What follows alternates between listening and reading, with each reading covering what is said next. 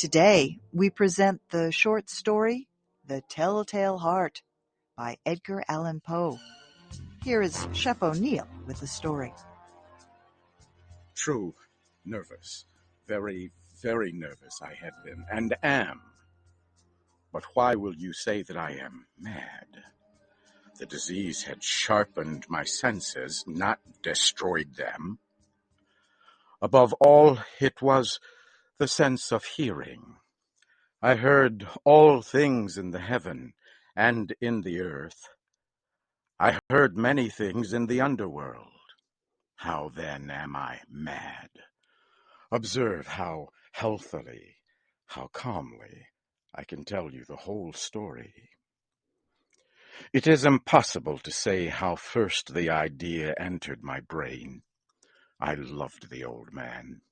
He had never wronged me. He had never given me insult. For his gold I had no desire. I think it was his eye. Yes, it was this. He had the eye of a bird, a vulture, a pale blue eye with a film over it. Whenever it fell on me, my blood ran cold. And so, very slowly, I made up my mind to take the life of the old man and free myself of the eye forever. Now this is the point. You think that I am mad. Madmen know nothing.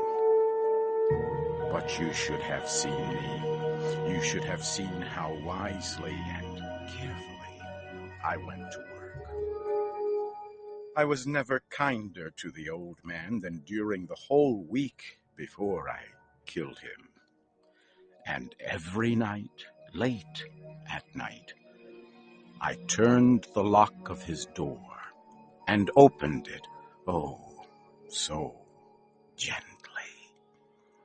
And then, when I had made an opening big enough for my head, I put in a dark lantern, all closed, that no light shone out.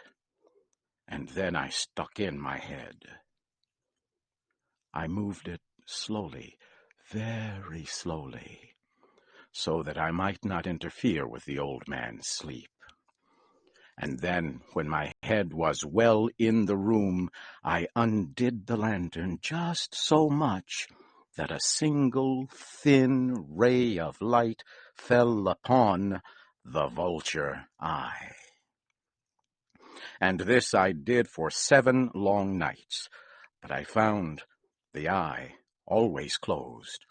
And so it was impossible to do the work, for it was not the old man who was a problem for me, but his evil eye. On the 8th night, I was more than usually careful in opening the door. I had my head in and was about to open the lantern when my finger slid on a piece of metal and made a noise. The old man sat up in bed, crying out, "Who's there?" I kept still and said nothing. I did not move a muscle for a whole hour. During that time, I did not hear him lie down. He was still sitting up in the bed, listening, just as I have done, night after night. Then I heard a noise, and I knew it was the sound of human terror. It was the low sound that arises from the bottom of the soul. I know the sound well. Many a night, late at night, when all the world slept, it has welled up from deep within my own chest. I say I knew it well. I knew what the old man felt, and I felt sorry for him, although I laughed to myself. I knew that he had been lying awake ever since the first noise when he had turned in the bed. His fears had been, ever since, growing upon him. When I had waited a long time without hearing him lie down, I decided to open a very, very little crack in the lantern. So I opened it. You cannot imagine how carefully. Finally, a single ray of light shot from out and fell full upon the vulture eye. It was open, wide open, and I grew angry as I looked at it. I saw it clearly, all a dull blue with a horrible veil over it that chilled my bones. But I could see nothing else of the old man's face or person, for I had directed the light exactly upon the damned spot. And have I not told you that what you mistake for madness is but a kind of oversensitivity? Now there came to my ears a low, dull, quick sound, such as a watch makes when inside a piece of cotton. I knew that sound well, too. It was the beating of the old man's heart. It increased my anger, but even yet I kept still. I hardly breathed. I held the lantern motionless. I attempted to keep the ray of light upon the eye, but the beating of the heart increased. It grew quicker and quicker, and louder every second. The old man's terror must have been extreme. The beating grew louder, I say, louder every moment. And now, at the dead hour of the night, in the horrible silence of that old house, so strange a noise as this excited me to uncontrollable terror. Yet for some minutes longer I stood still, but the beating grew louder. I thought the heart must burst. And now a new fear seized me. The sound would be heard by a neighbor. The old man's hour had come.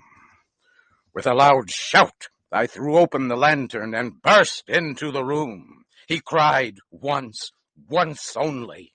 Without delay, I forced him to the floor and pulled the heavy bed over him.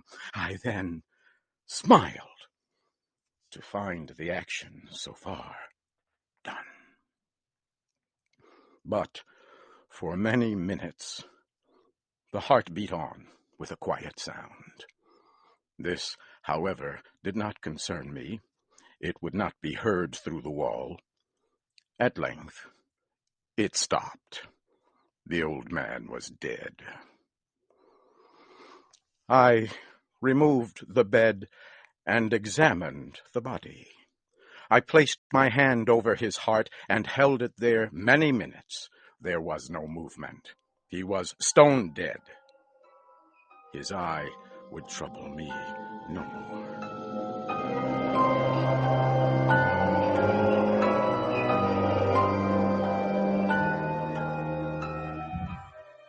If still you think me mad, you will think so no longer when I describe the wise steps I took for hiding the body.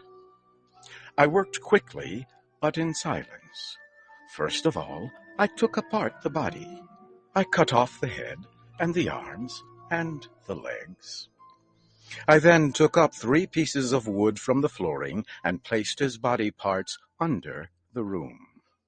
I then replaced the wooden boards so well that no human eye, not even his, could have seen anything wrong. There was nothing to wash out, no mark of any kind, no blood whatever. I had been too smart for that. A tub had caught all. When I had made an end of these labors, it was 4:00 in the morning. As a clock sounded the hour, there came a noise at the street door. I went down to open it with a light heart, for what had I now to fear? There entered 3 men, who said they were officers of the police. A cry had been heard by a neighbor during the night. Suspicion of a crime had been aroused.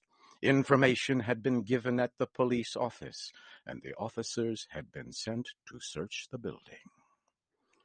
I smiled, for what had I to fear?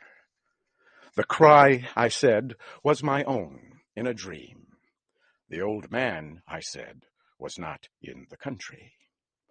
I took my visitors all over the house. I told them to search well. I led them at length to his room. I brought the chairs there and told them to rest. I placed my own seat upon the very place under which lay the body of the victim. The officers were satisfied. I was completely at ease. They sat, and while I answered happily, they talked of common things. But after a while I felt myself getting weak and wished them gone. My head hurt, and I had ringing in my ears, but still they sat and talked. The ringing became more severe. I talked more freely to do away with the feeling, but it continued until at length I found that the noise was not within my ears. I talked more, and with a heightened voice, yet the sound increased, and what could I do? It was a low, dull, quick sound like a watch makes when inside a piece of cotton. I had trouble breathing, and yet the officers heard it not. I talked more quickly, more loudly, but the noise increased. I stood up and argued about silly things in a high voice and with violent hand movements, but the noise kept increasing. Why would they not be gone? I walked across the floor with heavy steps, as if excited to anger by the observations of the men, but the noise increased. What could I do? I swung my chair and moved it upon the floor, but the noise continually increased. It grew louder, louder, louder, and still the men talked pleasantly and smiled. Was it possible they heard not? No, they heard. They suspected. They knew. They were making a joke of my horror. This I thought, and this I think. But anything was better than this pain. I could bear those smiles no longer. I felt I must scream or die. And now, again, louder, louder, louder. "Villains," I cried, "pretend no more. I admit the deed. Tear up the floorboards. Here, it is the beating of his hideous heart."